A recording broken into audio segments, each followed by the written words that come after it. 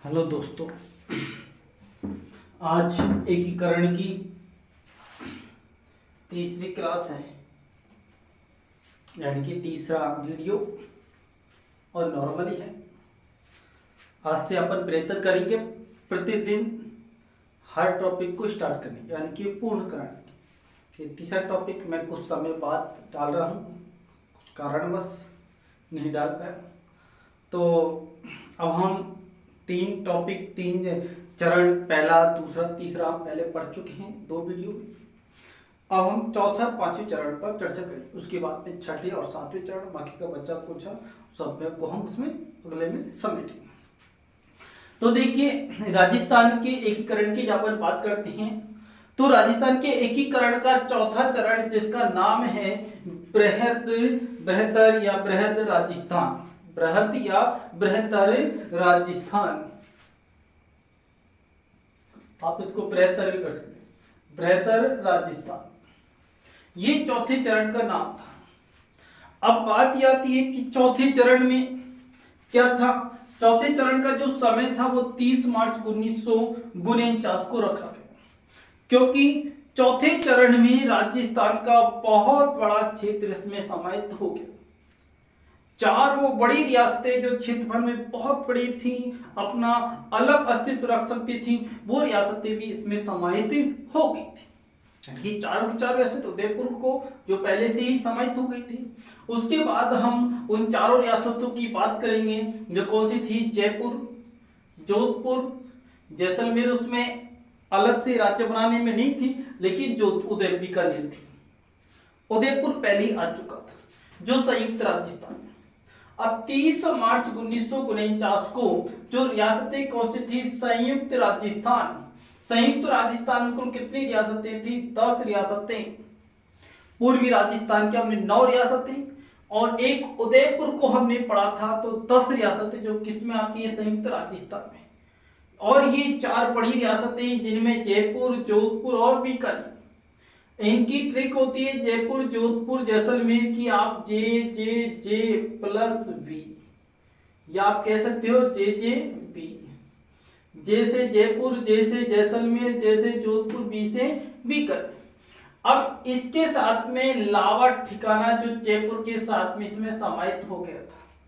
किसके साथ में, जयपुर के साथ में लावा ठिकाना सम्मिलित हो गया था। लावा ठिकाना वर्तमान टॉप में है, लेकिन उस समय इसको जयपुर रियासत को सौंप दिया गया।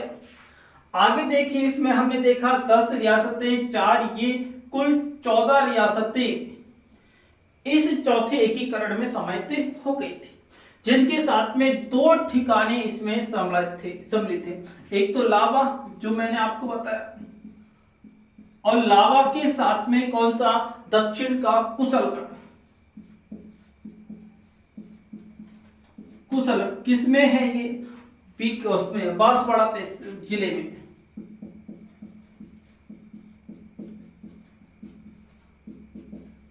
जिले में ये शामिल था।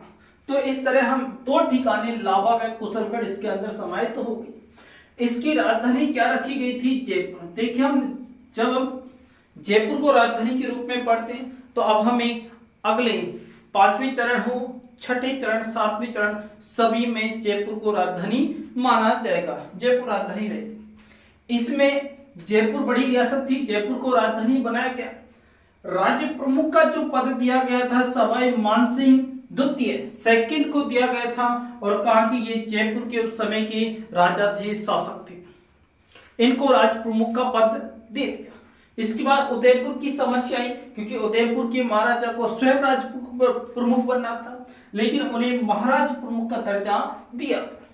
उपराज प्रमुख का पद महाराणा भीम सिंह को दिया गया, जो कहां के थे, कोटा के शासक थे। इसके बाद में हम देखते हैं महाराज प्रमुख का पद, राजाओं से ऊपर महाराज प्रमुख का पद भूपाल सिंह को दिया गया, और भूपाल सिंह मेवाड़ के शासक थे। तो हम इस तरह देखते हैं, मेवाड़ के शासक भूपाल सिंह को महाराज प्रमुख का पद दिया गया। उसके बाद में जयपुर के शासक मानसिंह द्वितीय को राज्य प्रमुख का पद दिया गया, और कोटा के शासक भीम सिंह को उप राज्य प्रमुख का पद दिया गया। इसके बाद आगे बात आती है प्रधानमंत्री की, और इस चौथे चरण में प्रधानमंत्री का जो पद है वो हीरालाल शास्त्री को दिया गया, जो जयपुर से थी। हीरालाल शास्त्री, हम हीरालाल शास्त्री की ज्यादा डिटेल व्यक्तित्व वाले टॉपिक में पढ़ेंगे, जहां जयनारायण व्यास, जमनालाल बजाज, हीरालाल शास्त्री सभी हम व्यक्तित्व में जो सागरमल गोपा, तो इस तरह हम उन्हें नहीं पढ़ रहे, तो मैं अब बाकी चर्चा नहीं करूंगा, एक करंट पे अपन अपने टॉपिक को फोकस रखेंगे। उद्घाटनकर्ता इस समय सरदार वल्लभ भाई पटेल। तीसरे चरण के उद्घाटनकर्ता कौन थी? जवाहरलाल नेहरू। लेकिन इस चौथे चरण के उद्घाटनकर्ता कौन थे? सरदार वल्लभ भाई पटेल। सरदार वल्लभ भाई पटेल कौन थे? उस समय इनके पास कौन सा विभाग था? जो मैंने आपको पहले बताया, रियासती विभाग था। इनके पास कौन सा विभाग था? रियासती विभाग के क्या थे? ये अध्यक्ष थे। सचिव बीपी मेनन था रियासती विभाग का सचिव। इनका काम था पूरी भारत में जितनी रियासतें थी 565 रियासतों को एक करना, और इन्होंने 565 रियासत को आखिर में एक किया और पूरे भारत को एकता के सूत्र में पिरो दिया। इसके बाद में हम पांचवें चरण की चर्चा करते हैं, और पांचवें चरण का नाम है संयुक्त बृहद राजस्थान। क्या है? संयुक्त बृहद राजस्थान। संयुक्त बृहद यानी कि उदयपुर संयुक्त और बृहत्तर जो ये राज्य है, दोनों को मिलाकर इसका नाम करते हैं। अब इसमें कौन सी रियासतें इसमें सम्मिलित हुई? इसमें कोई रियासत सम्मिलित नहीं हुई। पहले चरण की जो मत्स्य संघ था उसको इस चौथे चरण को, पहले और चौथे चरण को आपस में मिला दिया गया। ये था सिर्फ।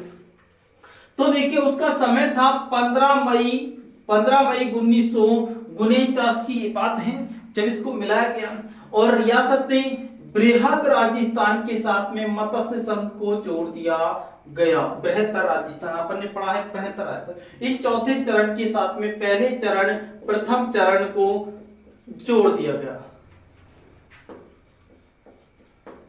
प्रथम चरण को इसके साथ में जोड़ देगा। तो देखिए बृहत्तर राजस्थान में कितनी रियासतें थी? 14 रियासतें थी, जो अपन यहाँ पर पड़ी हुई है, 14 रियासतें। इन 14 रियासतों के साथ में 4 रियासतें जो मत्स्य संघ के साथ में जोड़ी गई, उन्हें भी इसमें सम्मिलित कर लिया गया। टोटल कितनी रियासतें हो गई? ये 18 रियासतें ये हो गई। तो 18 रियासत प्लस 3 ठिकाने इसमें सम्मिलित हो गए।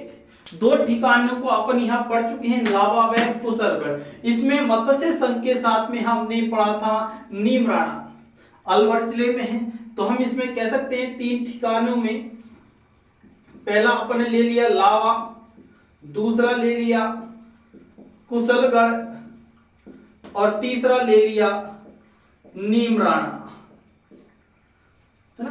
तो ये अलवर में है। मत्स्य संघ के साथ ही इसमें समाहित हो जाता। इसकी जो राजधानी बनाई गई थी वो किसे बनाई गई थी? जयपुर को इसकी राजधानी बनाया गया।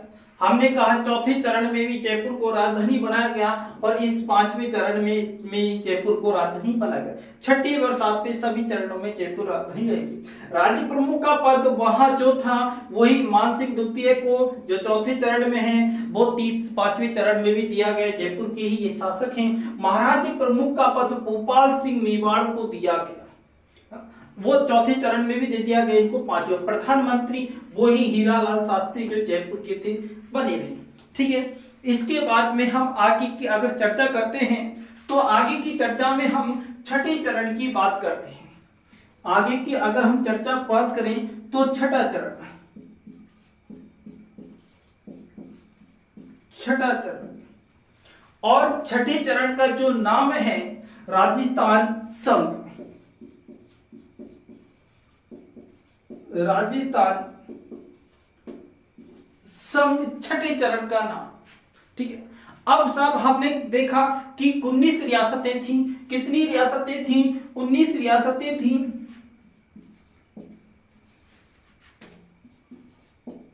19 रियासतें थी टोटल, जिनमें से हमारे पास सम्मिलित कितनी हो गई हैं? 18 रियासतें सम्मिलित इसमें हो गई हैं। तो -1 रियासत रह गई थी और उस एक रियासत का नाम क्या है? सिरोही रियासत। क्या नाम है? सिरोही रियासत। अब सिरोही रियासत का 2 बार राजस्थान में विलय होता है, एक तो छठे चरण में और दूसरा 7वें चरण में। अब कहेंगे सर जी ऐसा क्यों? क्योंकि सिरोही का विभाजन सिरोही से अभी प्रश्न में आया था 5 जनवरी 1949 को, रीट में आया था 5 जनवरी 1949 को सिरोही को किस में सम्मिलित किया गया? तो हम देखते हैं 5 जनवरी 1949 को उसका आंसर क्या था? बम्बई। बम्बई रेजिमेंट बम्बई में इसको सम्मिलित किया गया था। उसमें गुजरात एजेंसी भी थी, राजपूताना एजेंसी भी थी, लेकिन उससे पहले ये 49 में तो राजस्थान में नहीं आया था। राजस्थान को ये 26 जनवरी 1950 को मिला था और 1 नवंबर 1956 को जो इसके जो भी भाग बच गए थे, दो भाग बच गए थे इसके, एक तो आबू वाला और तेलवाड़ा, दोनों ही भाग आबू के, इन दोनों को हमें इसमें सम्मिलित किया गया। तो हम देखते हैं वल्लभ भाई पटेल यहाँ के नेता थे जिन्हें राजस्थान का गांधी कहते, उनकी तो मैं इसको थोड़ा विस्तार से ही लेके चलेंगे अपन और छठे चरण को अगले वीडियो में लेंगे, ठीक है। तो वहां अपन पूरी चर्चा छठे चरण की साथ में करेंगे इसी तरह टॉपिक से।